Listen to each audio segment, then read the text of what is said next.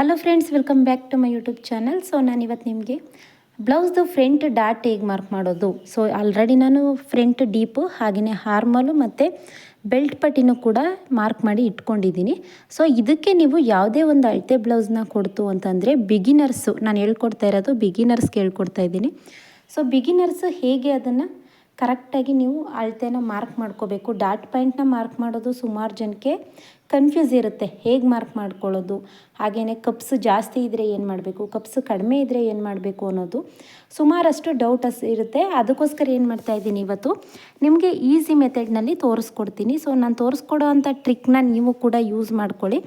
ಅದರಿಂದ ನೀವು ಬೇಗ ಬೇಗ ಡಾಟ್ನ ಮಾರ್ಕ್ ಮಾಡ್ಕೋಬೋದು, ಹಾಗೆಯೇ ಪರ್ಫೆಕ್ಟಾಗಿ ಕೂಡ ಮಾರ್ಕ್ ಮಾಡ್ಕೋಬೋದು. ಬನ್ನಿ ಇವಾಗ ವೀಡಿಯೋನ ಸ್ಟಾರ್ಟ್ ಮಾಡೋಣ. ಸ್ಟಾರ್ಟ್ ಮಾಡೋದಕ್ಕಿಂತ ಮುಂಚೆ ಫಸ್ಟ್ ಟೈಮ್ ನನ್ನ ಚಾನಲ್ನ ನೋಡ್ತಾ ಇದ್ದೀರಾ ಅಂತಂದರೆ ಚಾನಲ್ಗೆ ಸಬ್ಸ್ಕ್ರೈಬ್ ಮಾಡ್ಕೊಳ್ಳಿ. ಫಸ್ಟ್ ಇವಾಗ ಫ್ರಂಟ್ ಡೀಪು ಮತ್ತು ಹಾರ್ಮೋಲು ಪ್ರತಿಯೊಂದು ಕೂಡ ರೆಡಿಯಾಗಿದೆ.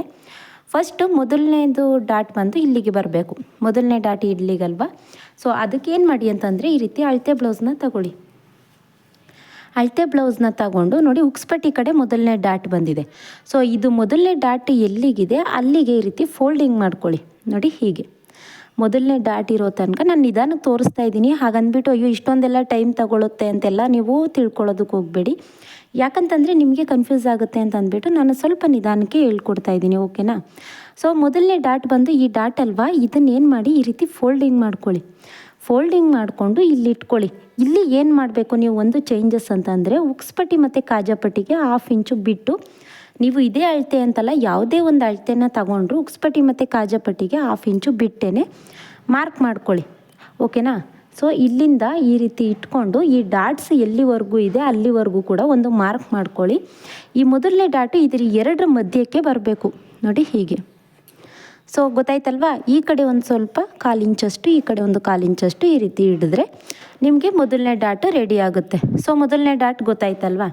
ಇವಾಗ 2ನೇ ಡಾಟ್ ಕೂಡ ಅದೇ ರೀತಿ ನೋಡಿ, ಭುಜದ ಮಧ್ಯದಿಂದ ತಗೊಳ್ಳಿ. ಯಾವಾಗಲೂ ಕೂಡ 2ನೇ ಡಾಟ್ ಬಂದು ಈ ರೀತಿ ಭುಜದ ಮಧ್ಯದಿಂದ ಬರಬೇಕು. ಆವಾಗ ಮಾತ್ರ ನಿಮಗೆ ಕಪ್ಸ್ ಅನ್ನೋದು ಕರೆಕ್ಟಾಗಿ ಕೂತ್ಕೊಳ್ಳುತ್ತೆ. ನೋಡಿ ಭುಜದ ಮಧ್ಯದಿಂದ ಈ ರೀತಿ ಇಟ್ಕೊಂಡು ಇಲ್ಲಿಗೊಂದು ಮಾರ್ಕ್ ಮಾಡಬೇಡಿ. ಮಾರ್ಕ್ ಮಾಡ್ಕೊಂಡಾದಮೇಲೆ ಮತ್ತೆ ಇಲ್ಲಿ ಅಳತೆ ಬ್ಲೌಸ್ನ ತಗೊಳ್ಳಿ. ಅಳತೆ ಬ್ಲೌಸ್ನ ತಗೊಂಡು ಈ ರೀತಿ ಇಟ್ಕೊಳ್ಳಿ.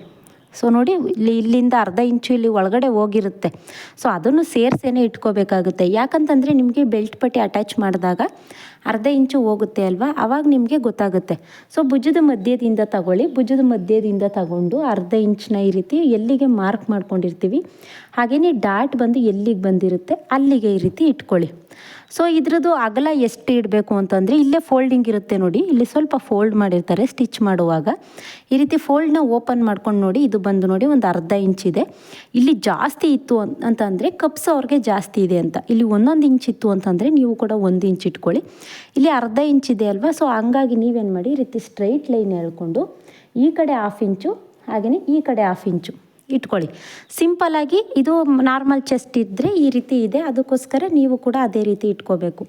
ಏನಾದರೂ ಚೆಸ್ಟ್ ಜಾಸ್ತಿ ಇತ್ತು ಅಂತಂದರೆ ಇಲ್ಲೇನಾಗುತ್ತೆ, ಕಪ್ಸಲ್ಲಿ ಸ್ವಲ್ಪ ಜಾಸ್ತಿ ಇರುತ್ತೆ. ಆವಾಗ ಇಲ್ಲಿಂದ ಇಲ್ಲಿಗೆ ಅಳತೆ ತಗೊಂಡು ಸೊ 1 ಇಂಚ್ ಬರುತ್ತೆ ಅಲ್ವಾ, ನೀವು ಅಲ್ಲಿ ಬಂದು 1 ಇಂಚನ್ನ ಇಟ್ಕೋಬೇಕು. ಸೊ ನಾನು ಬಿಗಿನರ್ಸ್ಗೆ ಕಪ್ಸು ಯಾರಿಗೆಲ್ಲ ಹಿಡಿಯೋದಕ್ಕೆ ಬರೋದಿಲ್ಲ ಅವ್ರಿಗೆ ಇದನ್ನು ಹೇಳ್ಕೊಡ್ತಾ ಇದ್ದೀನಿ. ಸೊ 2 ಆಯ್ತಲ್ವಾ. 2 ಆದಮೇಲೆ ಇನ್ನು 3ನೇ ನಾವು ಡಾಟ್ ಎಲ್ಲಿಗೆ ಹಿಡಿಬೇಕು ಅಂತಂದರೆ, ಈಗ ಹಾರ್ಮೋಲ್ದು ಈ ರೀತಿ ರೌಂಡ್ ಶೇಪ್ ಕೊಟ್ಟಿರ್ತೀವಿ ನೋಡಿ, ಈ ರೀತಿ ರೌಂಡ್ ಶೇಪ್ ಕೊಟ್ಟಿರೋದು ಇದ್ರ ಮಧ್ಯದಕ್ಕೆ ತಗೊಳ್ಳೋದಕ್ಕೆ ಹೋಗಬೇಡಿ. ಮಧ್ಯದಕ್ಕೆ ತಗೊಂಡ್ರೆ ಅದು ಕರೆಕ್ಟ್ ಬರೋದಿಲ್ಲ. ಇಲ್ಲಿ ರೌಂಡ್ ಎಲ್ಲಿಗೆ ಹೋಗಿರುತ್ತೆ ಅಲ್ವಾ ಅಲ್ಲಿಗೆ ಇಲ್ಲಿಗೆ ಇಟ್ಕೊಳ್ಳಿ. ಸೊ ಗೊತ್ತಾಯ್ತಲ್ವಾ. ಈ ರೀತಿ ರೌಂಡ್ ಶೇಪ್ ಹೋಗಿರುತ್ತಲ್ಲ ಇಲ್ಲಿಗೆ ಒಂದು ಮಾರ್ಕ್ ಮಾಡ್ಕೋಬೇಕು. ಈ ಮಧ್ಯಕ್ಕೆ ನೀವು ತಗೊಳ್ಳೋದಕ್ಕೆ ಹೋಗಬೇಡಿ. ಇಲ್ಲಿ ತಗೊಂಡ್ರೆ ನಿಮಗೆ ಕಪ್ಸ್ ಅನ್ನೋದು ಕರೆಕ್ಟಾಗಿ ಕೂತ್ಕೊಳ್ಳೋದಿಲ್ಲ. ಆಮೇಲೆ ಏನಾಗುತ್ತೆ, ಚೆಸ್ಟ್ ಹತ್ರ ಟೈಟ್ ಆಗಿಬಿಡುತ್ತೆ ನೀವು ಆ ರೀತಿ ಮಾಡೋಕ್ಕೆ ಹೋದರೆ. ಸೊ 3ನೇದನ್ನು ಕೂಡ ಮತ್ತೆ ಅಳತೆ ಬ್ಲೌಸ್ನ ಈ ರೀತಿ ಇಟ್ಕೊಳ್ಳಿ. ನೋಡಿ ಇದು ಕೂಡ ಅಷ್ಟೇ ಹಾರ್ಮೋಲಿಂದ ಸೈಡ್ಗೆ ಇದೆ. ಈ ರೀತಿ ಹಾರ್ಮೋಲ್ ಬಂದಿದೆ ಅಂದರೆ ಇದು ಕೂಡ ಸೈಡ್ಗಿದೆ. ಅದನ್ನು ಕೂಡ ಈ ರೀತಿ ಫೋಲ್ಡಿಂಗ್ ಮಾಡ್ಕೊಳ್ಳಿ. ಅದು ಸ್ಟಿಚಿಂಗ್ ಎಲ್ಲಿವರೆಗೂ ಬಂದಿರುತ್ತೆ ಅಲ್ವಾ ಅಲ್ಲಿವರೆಗೂ ಈ ರೀತಿ ಫೋಲ್ಡ್ ಮಾಡಿಕೊಂಡು ಹೀಗೆ ಒಂದು ಮಾರ್ಕ್ ಮಾಡ್ಕೊಳ್ಳಿ. ಮಾರ್ಕ್ ಮಾಡ್ಕೊಂಡು ಈ ರೀತಿ ಸ್ಟ್ರೈಟ್ ಲೈನ್ ಹೇಳ್ಕೊಳ್ಳಿ. ಸೊ ಇದ್ರದ್ದು ನಿಮಗೆ ಏನು ಮಾಡ್ಬೋದು ಸ್ಟಿಚಿಂಗ್ ಮಾಡೋ ಹೊತ್ತಿನಲ್ಲಿ ಅಂತ ಅಂದರೆ, ಸೊ ಇದ್ರ ಮೇಲ್ಗಡೆ ಫಸ್ಟು ಒಂದೊಂದು ಹೊಲಿಗೆ ಹಾಕ್ಕೊಂಡ್ಬಿಡಿ.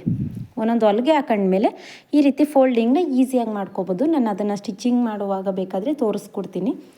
ನೆಕ್ಸ್ಟ್ 4th ಡಾಟು ಒಬ್ಬೊಬ್ರಿಗೆ ಇದಿಷ್ಟು ಡಾಟೇ ಸಾಕಾಗುತ್ತೆ.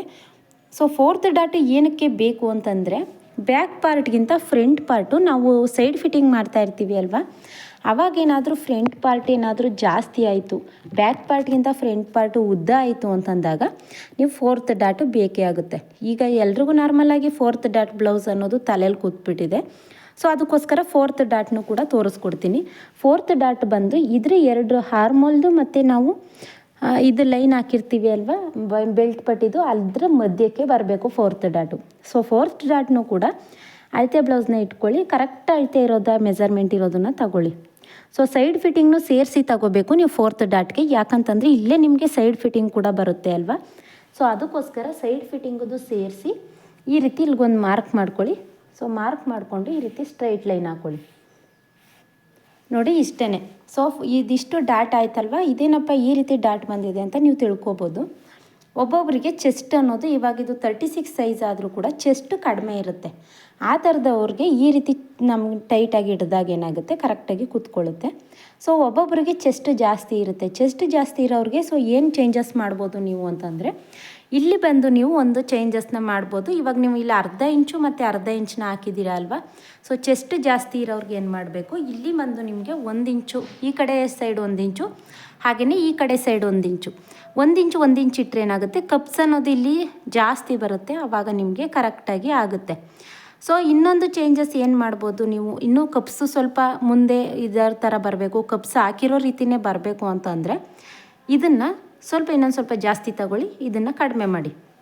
ಆವಾಗ ಏನಾಗುತ್ತೆ, ಇಲ್ಲಿ ಒಂದು ರೌಂಡ್ ಶೇಪ್ ಥರ ಬರುತ್ತೆ, ಆವಾಗ ನಿಮಗೆ ಕಪ್ಸ್ ಅನ್ನೋದು ಕೂರುತ್ತೆ. ಸೊ ಬೆಟರ್ ಅಂದರೆ ನೀವು ಬಿಗಿನರ್ಸ್ ಆಗಿದ್ದೀರಾ ಅಂತಂದರೆ ನಾನು ತೋರಿಸ್ಕೊಟ್ಟೆ ಅಲ್ವಾ, ಆ ರೀತಿ ಅಳತೆ ಬ್ಲೌಸ್ನ ಇಟ್ಟು ಕರೆಕ್ಟಾಗಿ ನೀವು ಆ ರೀತಿ ಮೆಜರ್ಮೆಂಟ್ನ ತಗೊಂಡು ನೀವು ಮಾರ್ಕ್ ಮಾಡ್ಕೊಳ್ಳಿ. ಯಾರಿಗೆ ಆದರೂ ನೀವು ಯಾವುದೇ ಅಳತೆ ಕೊಟ್ಟರು ಕೂಡ ನಮಗೆ ಕಪ್ಸು ನಮಗೆ ಹಿಡಿಯೋದಕ್ಕೆ ಬರೋದಿಲ್ಲ.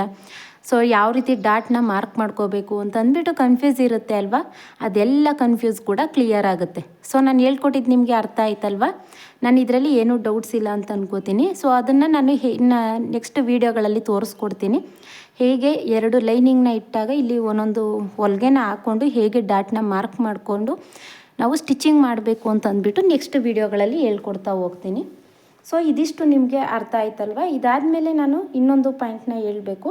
ಸೊ ಕಪ್ಸ್ ಏನಾದರೂ ನಿಮಗೆ ಚೆಸ್ಟ್ ಮಧ್ಯದಲ್ಲಿ ನಿಮಗೆ ಬೆಲ್ಟ್ ಪಟ್ಟಿ ಬಂದಿರೋ ಥರ ಟೈಟ್ ಆಗಿಬಿಡುತ್ತೆ ಒಬ್ಬೊಬ್ಬರಿಗೆ.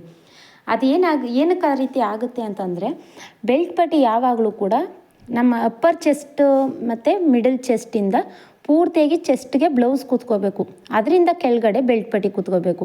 ಬೆಲ್ಟ್ ಪಟ್ಟಿ ಯಾವಾಗಲೂ ಸೊಂಟದ ಹತ್ರ ಹೋಗಿ ಕೂತ್ಕೋಬೇಕು. ಸೊ ಒಬ್ಬೊಬ್ರು ಏನು ಮಾಡ್ತಾರೆ ಅಂತಂದರೆ, ಈ ಬೆಲ್ಟ್ ಪಟ್ಟಿನ 4 ಇಂಚು 4.25 ಇಂಚು ಆ ರೀತಿ ಅಗಲ ತೊಗೊಂಡು ಬಿಡ್ತಾರೆ. ಸೊ ಬೆಲ್ಟ್ ಪಟ್ಟಿ ಅಗಲ ಆದಾಗ ಏನಾಗುತ್ತೆ, ಅದು ಹೋಗಿ ಕರೆಕ್ಟಾಗಿ ಚೆಸ್ಟ್ ಅದು ಮಧ್ಯದಲ್ಲೇ ಕೂತ್ಕೊಂಡು ಬಿಡುತ್ತೆ. ಸೊ ಚೆಸ್ಟ್ ಮಧ್ಯದಲ್ಲಿ ಕೂತ್ಕೊಂಡಾಗ ಏನಾಗುತ್ತೆ, ಆಟೋಮೆಟಿಕಲಿ ಅದು ನಿಮಗೆ ಆಗುತ್ತೆ. ಯಾರಾದರೂ ಆ ರೀತಿ ಆಗ್ತಾ ಇದೆ ಅಂತ ಅನ್ನೋರು ಏನು ಮಾಡಿ ಅಂದರೆ, ಪೂರ್ಣ ಉದ್ದನ ಭುಜದಿಂದ ಈ ಬೆಲ್ಟ್ ಪಟ್ಟಿ ಅಟ್ಯಾಚ್ ಮಾಡ್ತೀವಿ ಅಲ್ವಾ, ಅಲ್ಲಿಂದ ಉದ್ದನ ತಗೊಂಡವರು 1 ಇಂಚ್ ಎಕ್ಸ್ಟ್ರಾ ಕೆಳಗಡೆ ತಗೊಳ್ಳಿ ಈ ರೀತಿ. ಸೊ ಕೆಳಗಡೆ ತಗೊಂಡು ಬೆಲ್ಟ್ ಪಟ್ಟಿನ ಕಡಿಮೆ ಮಾಡಿ, ಒಂದು 3 ಇಂಚಷ್ಟು ಬೆಲ್ಟ್ ಪಟ್ಟಿನ ಇಟ್ಕೊಳ್ಳಿ, ಇದನ್ನು ಕಡಿಮೆ ಮಾಡಿ. ಆವಾಗೇನಾಗುತ್ತೆ, ನಿಮಗೆ ಪರ್ಫೆಕ್ಟಾಗಿ ಕೂತ್ಕೊಳ್ಳುತ್ತೆ. ಸೊ ಇದಿಷ್ಟು ನಿಮಗೆ ಗೊತ್ತಾಯಿತು ಅಂತ ಅನ್ಕೋತೀನಿ. ಇದರಲ್ಲಿ ಏನಾದರೂ ಡೌಟ್ಸ್ ಇತ್ತು ಅಂತಂದರೆ ನನಗೆ ಕಮೆಂಟ್ ಮಾಡಿ ತಿಳಿಸಿ. ಸೊ ಈ ವಿಡಿಯೋ ಇಷ್ಟ ಆಯಿತು ಅಂತಂದರೆ ಲೈಕ್ ಮಾಡೋದನ್ನು ಮರಿಬೇಡಿ. Thank you.